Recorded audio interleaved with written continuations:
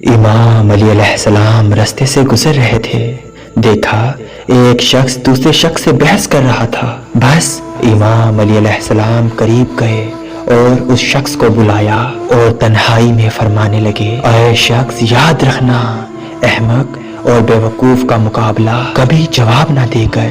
خاموشی سے کیا کرو، اس طرح لوگ تمہارے مددگار رہیں گے، کیونکہ جو شخص بیوقوف کو جواب دیتا ہے تو اس کی مثال ایسے ہے جیسے کوئی جلتی ہوئی آگ میں بار بار لکڑیاں ڈالتا رہے۔ تو وہ پوچھنے لگا، یا علی معلوم کیسے ہو کہ بیوقوف کون اور عقل مند کون؟ تو امام علی علیہ السلام نے فرمایا، اے شخص جس انسان میں یہ 3 علامتیں موجود ہوں تو سمجھ جانا وہ بیوقوف ہے۔ تو وہ کہنے لگا، یا علی کون سی علامت؟ تو امام علی علیہ السلام نے فرمایا، پہلا جو دنیا کو اپنے نظریے سے دیکھے، دوسرے کی بات کو ترجیح نہ دیتا ہو، دوسرا جو انسان بات سننے سے پہلے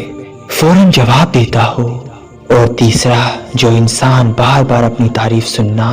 اور اپنی تعریف کرنا پسند کرتا ہو۔ اے شخص جس انسان میں یہ 3 علامتیں ہوں تو اس سے دوری اختیار کر لو، کیونکہ اس کو سمجھانا یعنی اپنی تذلیل کرنا ہے۔ اللہ کے رسول حضرت محمد مصطفیٰ صلی اللہ علیہ وآلہ وسلم نے فرمایا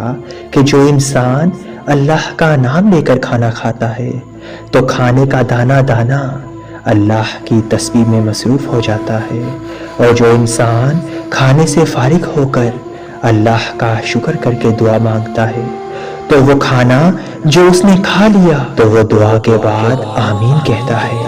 اور یوں اس انسان کی تمام پریشانیاں ختم ہو جاتی ہیں اور اس کی تمام دعائیں پوری ہو جاتی ہیں۔